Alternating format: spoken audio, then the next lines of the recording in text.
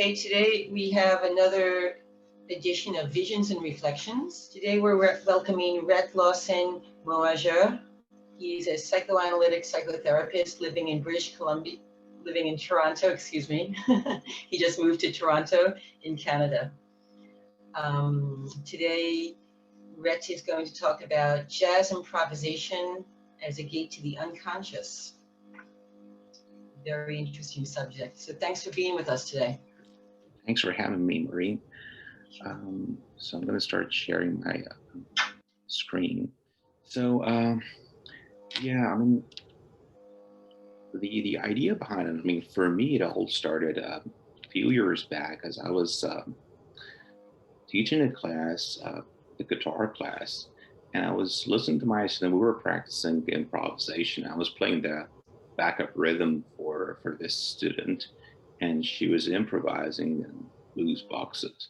And I was thinking that, well, it's amazing. Some of the students, when they started learning, they play a couple of notes in the box and then go back to the home note or the one note. Say if they're playing in, for example, E major, they go back to one, which would be E. And some others just, when they're playing the 12 bars, they go all over the place and then come back to one. So I was thinking, well, it seems that maybe some of these people are more confident, like they have higher self-confidence than some others. Maybe that's why they have different choices, or some others just play a couple of notes, then go back to one note because, well, the one note is always there. It's the home note. And then I try to just go to sources, see if there are references in music and psychoanalysis. At the time, what I realized was that the information was really scant. Over the past century, there's been lots of work, lots of seminars on applying psychoanalytic theories, various schools of psychoanalytic theories, on painting and other forms of art, but not music. So that's how sort of like I started thinking. So if we can think that, well, people have different levels of self-confidence, and then that's why they improvise differently, can we apply other theories, ideas, concepts of psychoanalysis to music as well? So that's how it started for me. And then I was thinking of defense mechanisms. So I just give a history. So defense mechanism basically is just the tools that an individual employs to defend himself. Of course, they are unconscious. So at one point in time, they worked for the little kid. But well, then over time, they use it over and over and over again in different areas, different purviews of life. And then they sort of become skillful, more skilled at using it. And that's actually when it becomes maladaptive, because what once worked for a little kid, now we see that the adult is using in every area in his life. So they are technically there for the individual to avoid anxieties or whatever that overwhelms him or her. Well, it was Sigmund Freud who first introduced it in his paper, The Neuropsychosis of Defense, in 1894. But of course, he introduced a few defense mechanisms, but then it was Anna Freud, his daughter, who added to it, and it's actually, she's got a book specifically on defense mechanisms. So she added, I mean, Freud talked specifically about repression, regression, reaction, formation, isolation, and do, and a couple of more. And then Anna Freud talked about identification with the aggressor, and also a specific form of altruism in her book. So she added them to that. That was late 30s. That was 1937.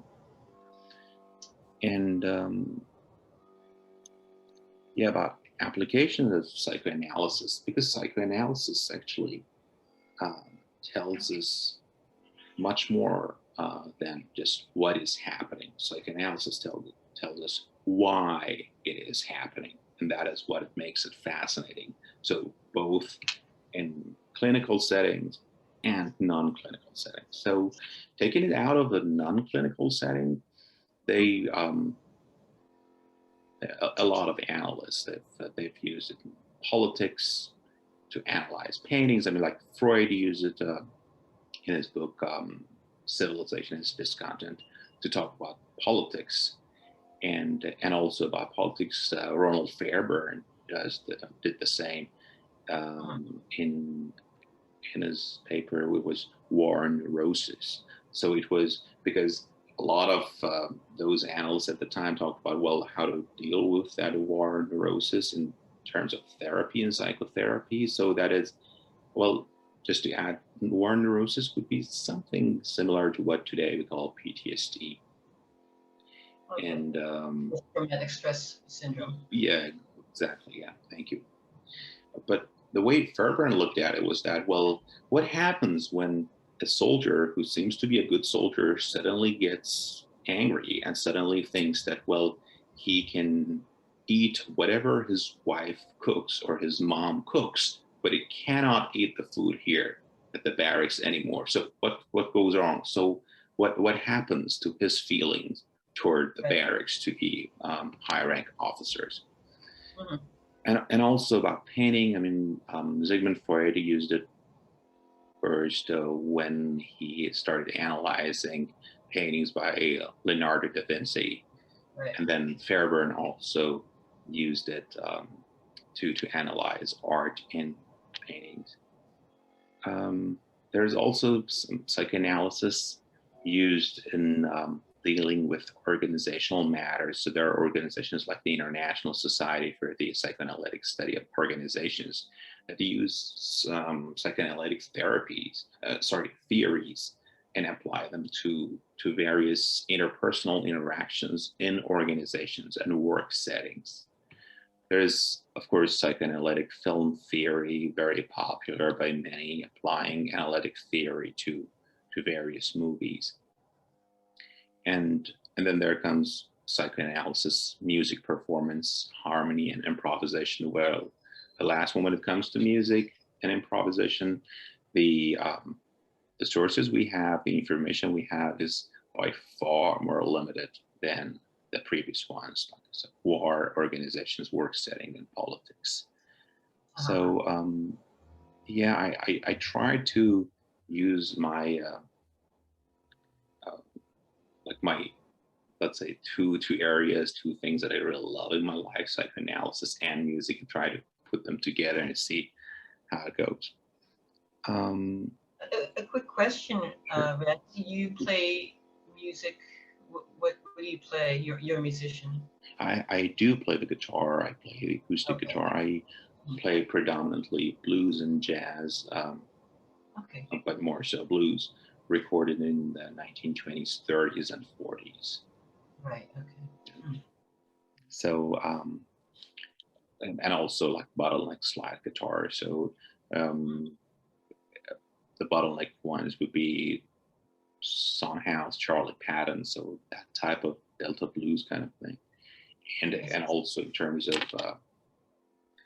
there is also Timpanelli blues that I like Bessie Smith tunes, I think the ones recorded in the say early 20th century, 20th century, and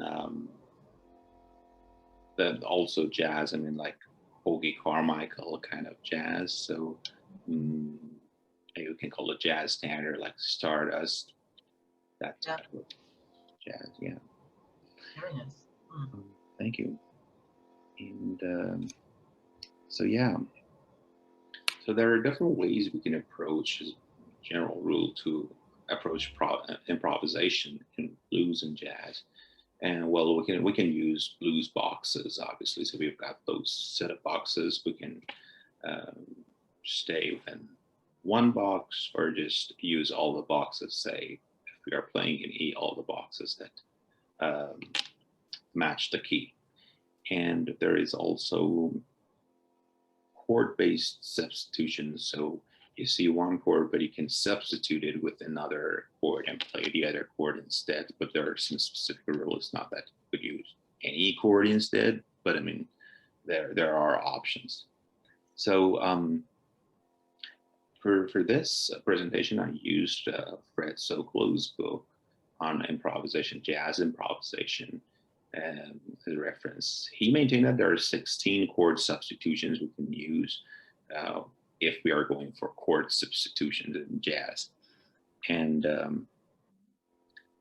then what I'm going to try to do is just introduce a couple of them and then try to match them with defense mechanisms.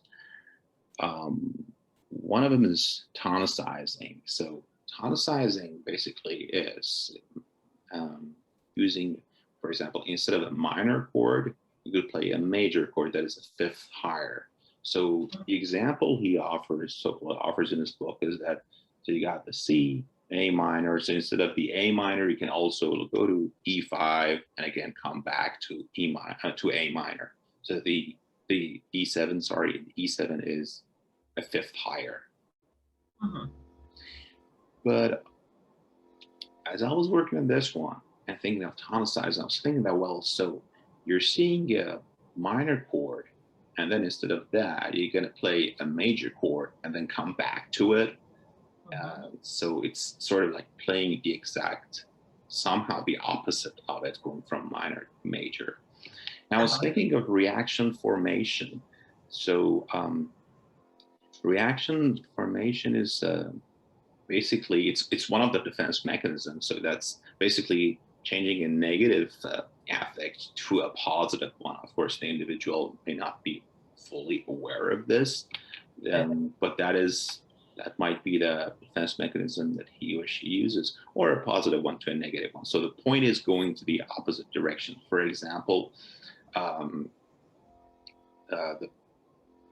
employee gets really angry, but instead of at work, instead of going to the manager and talking to the manager, I mean, like processing that anger, not blowing up, just processing and talking about it, saying, well, you know what, this happened. I really don't appreciate that this happened.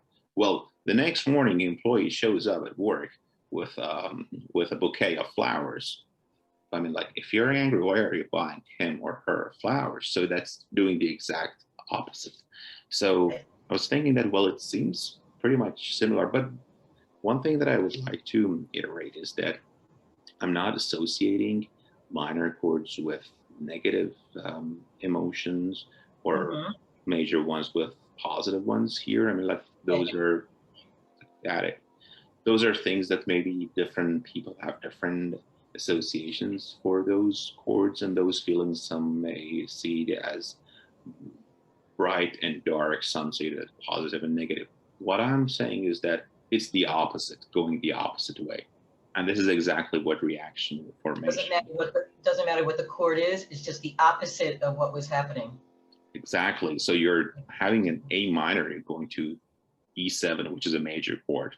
Right. So that is like the reaction formation, going from negative to positive, or obviously from positive to negative. However, the other one was also playing the relative minor. So because in the relative minor chord, for example, for any minor chord, you can play a relative major. For example, again, the example Sokolow offers is that for C, you can play an A minor. A minor is its relative minor for C. Okay. So again, you're going from major to minor, although with a different pattern, different choice, but it's like, well, angry at the manager rather than buying a bouquet of flower, buy him or her lunch or coffee. But at the end of the day, it's going the opposite direction. The individual is not processing the anger directly and actually facing it. So yeah, that was another way to look at reaction formation. Um, I also looked at splitting. Splitting, I mean, Freud somehow introduced the topic somehow, but not really as openly and in the way that Melanie Klein emphasized it. Um, sorry, and then of course, sort of, it was Sproul Fairbairn who really expanded the idea and based his theory on splitting. So in splitting, the individual, because he or she's not able to accept that, okay, my manager, my friend, my spouse, my partner, or my mom has got positive and negative characteristics. The individual sort of splits it. So there is a good mom and a bad mom. Mhm. Oh, well, the way Melanie Klein describes, she referred to it as good breast and bad breast, talking about Right. the kids.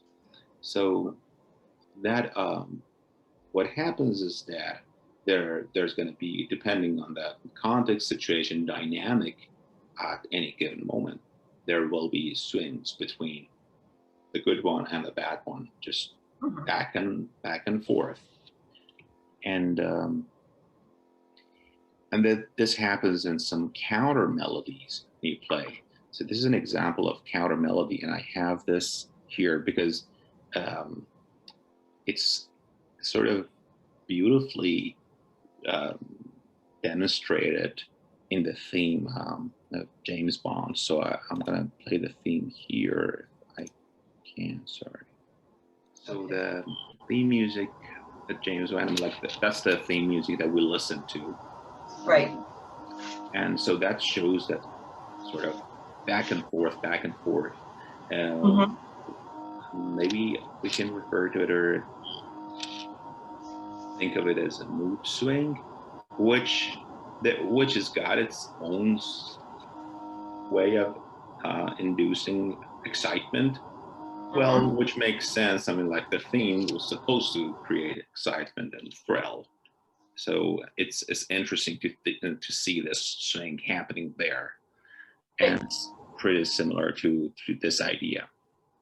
Mhm. But one thing that I would like to add here is that, well, depending on audience, because I was thinking like, oh, well, what about the interaction between the audience and the musicians, and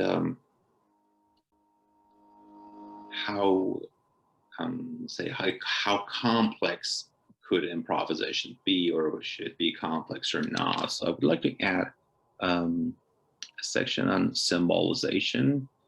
Um, so there is, let's put it this way, an example. Suppose that there is a piece of writing or maybe uh, poetry, and then the poet, for whatever reason, needs to um, either for cultural reasons, say needs to censor what he wants to say, or he just wants to make it very complex.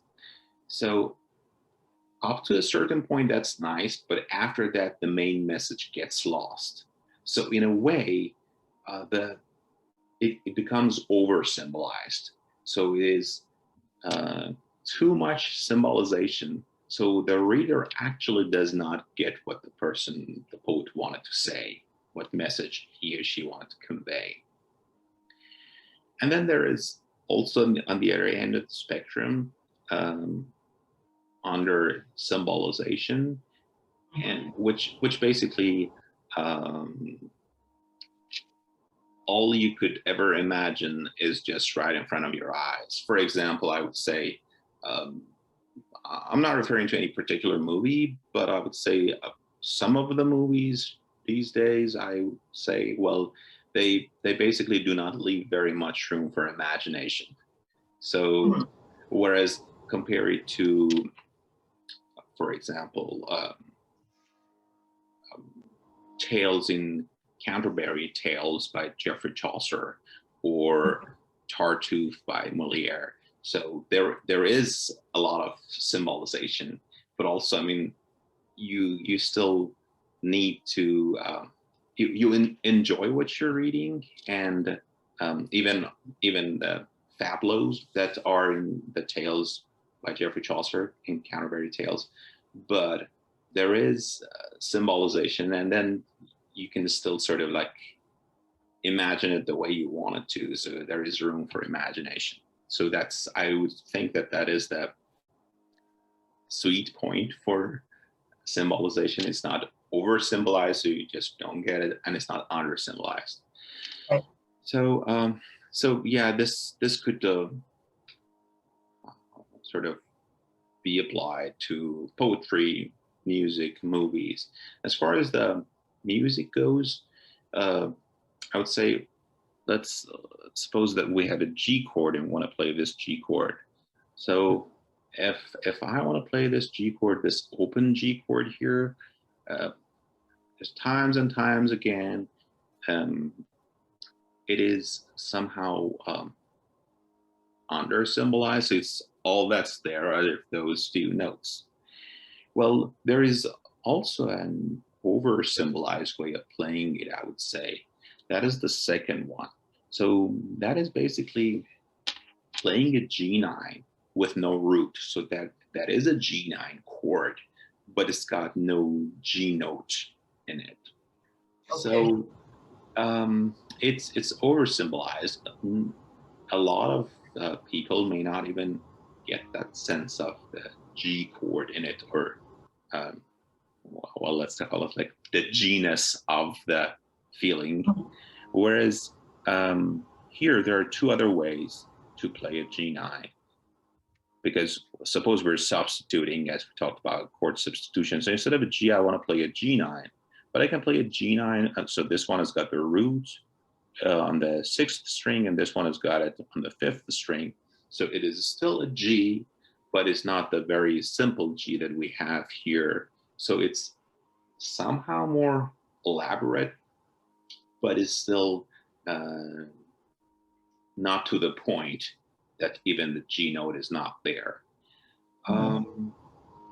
So yeah, that's the way we can look at under symbolization, over symbolization in music. But as I said in the beginning, it's sort of new, the idea of using all the analytic theories, music, and making all the associations is predominantly, there's been work done on architecture, paintings, and other areas. So I think there are further ideas for studies, for example, about dissociation, and if it works great. Well, I think that dissociation could manifest itself when we start, or the musician starts playing non-harmonic chords. For example, if you're playing harmonic music, if the one chord is a major, so you got to see that the 2 chord is a minor one, so it's B minor. If I play a D instead of that, it may sound a little bit like an outside sound. So to me, that's got some similarities with the idea of dissociation. Then whether this is another area that one can study, like projection, if playing the same melodies or riffs up the neck and down the neck, so higher octaves and lower octaves, is it sort of projection? And then how does projective identification happens when 2 people are playing a duet? And also about withdrawal, which is pretty similar to the rest in music. And then I have a list of references. And yeah. The projective identification made me think of a couple therapy, or a couple identification, the dynamics between 2 people. Yeah, true. I mean, that is when two musicians are playing a duet, that is basically a couple. I mean, but a couple of musicians in another way. Right. So, Well, um, again, improvisation with looking at the theories and putting them somewhere else, you know. yeah, exactly. Um, I would think that that projective identification would happen, especially if the two musicians spend a lot of time together playing. Maybe if they just come on stage and meet for the first time and play a song together, not really. But if Right. they practice together and play together, yeah, I would think that the same dynamics would apply. Mm-hmm. Yeah. Right. And so not only with jazz and blues music, but different types of characters um, and maybe personality types loosely could be interpreted somehow with improv, with other music, Um, other types of music. yeah, I think we can. Uh, it's only with one caveat. I mean, we cannot um, judge and label people. I mean, using clinical labels because one listens or plays one specific genre of music. Because overall, every every person has got some, well, depending on the context, may show some neurotic symptoms, some borderline reactions, and some psychotic thinking at times, given the context. So I would be hesitant to say that, okay, so because this person listens to that kind of music, then he or she is. And then I say, but there is a way we can look at it about the genres of music.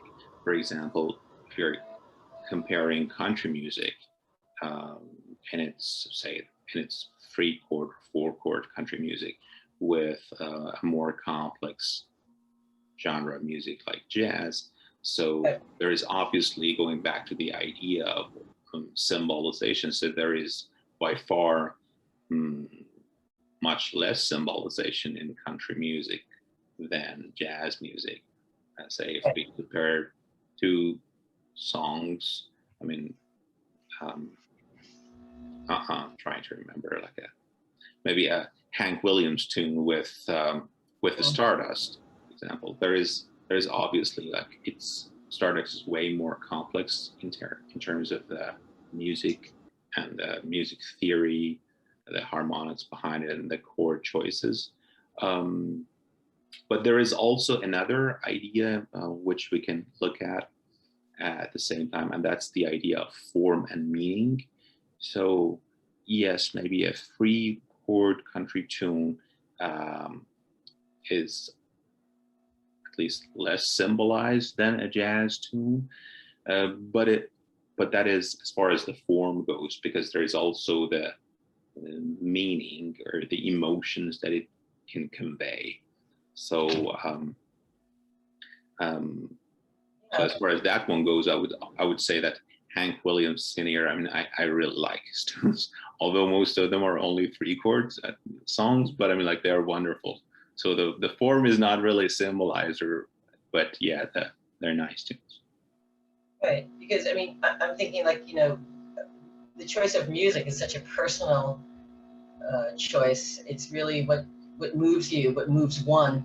And so then their personal improv, I mean, whether it's like heavy metal or rock and roll or there's a group I remember called the Grateful Dead, which were really sort of is almost they would go into jazz blocks of jazz, you know, improv and but they were basically a rock and roll band, I guess we could loosely say. Um, and there, I mean, then we could apply all of the theories which we're just talking about, you know, splitting, reaction formational, doing the opposite, slowing it down, doing a high note, a low note, in accordance with whatever music that they choose. But yes, of course, jazz does have that how would you say, that creativity, that space in it to start really interpreting. Yeah, of course. But I mean, I agree. I mean, that's totally right, because it's a very personal choice. Mm. So there is no doubt that it somehow reflects what the person feels, what the person likes, what the person dislikes, or how the person operates, maybe we can say, um, on the unconscious level, maybe way more so than the conscious level. And I'm unconscious and conscious, I'm using it in a dynamic way. Right. Yeah. So, yes, of course. And it also can manifest itself in dreams as well. Absolutely. So, yeah. Well, it's very interesting that you've applied this to jazz music, to all sorts of, to music in general, and that there hasn't been enough, as you said in the beginning, enough. They've looked at art, they've looked at film, but music has kind of been left on the side of it. Yeah, With unfortunately. analytical theories. Yeah. Yeah, true. I think it's got maybe many use it in clinical settings, but definitely in non-clinical settings, it's the information is really scant and limited. Yeah, it's it shows, as you said, as something about the person in general. That's why I think it could manifest itself in dreams in different sorts. Like we often think of dreams and images, and many say that, well, this person or that patient, well, had a dream, or I had a dream while I was looking at a mountain or a sea, or I was in the sea, or things like that. So we're thinking of visuals, but Yeah. what about the dreams where there is sounds and other than people's voices? So that could also be there. I mean, I think that what if, for example, the example I gave for dissociation, as if you're playing in C major, so there's C, D minor, E minor, instead of a D minor, play a D. So that sound, which seems to be like an outside sound. So what if that should just somehow comes in a dream? So I'm hearing this music, but then I hear this dissociated sound, maybe I can say. So to me, that somehow also shows how that person, the dreamer, is operating on the unconscious level. And yeah, but we could also look at it in a way that splitting works. So we can apply them, and also even the example that I give, depending on the way the analyst looks at it and his or her formulation, even this example might be interpreted as splitting or dissociation. So I would think of it as dissociation myself. Oh, okay. I wonder if, if one becomes conscious of the music in their unconscious, will it become more of a factor in their dreams? Whereas when awakening, they are conscious of the tones that they hear, or the tones in their dreams. Sometimes if we put into our consciousness that we will dream more often, even that night, we say it happens. What if we say to ourselves, we're going to hear that composition, that melody, that, that air, the tonality in our dreams, and become more aware of that and incorporate that more consciously? Well, it could work like that, but it's still, from the analytic perspective, I think it's more or less the same, because So why did you choose that particular piece or riff to become part of your conscious or unconscious? So if you've chosen it, so again, there is also a why. So why did you choose this particular one and not a different one? So I think this is the beauty of psychoanalysis. We are always dealing with why things are the way they are, why people are the way they are, why people choose what they choose, why people like what they like, which sort of, I kind of find it very, very fascinating. I love it. Absolutely. Yeah. That's why we're here, right? Yeah, of course. Okay, where are you going to be going with this project in the future? It's quite in depth. It's well thought out. It must have taken a long time to come put this all together. Thank you. Yeah, I've been thinking about it. I mean, I started thinking about the idea the first time. I mean, it just came to me was a long time ago, but I've been working on this for quite a while now. I need to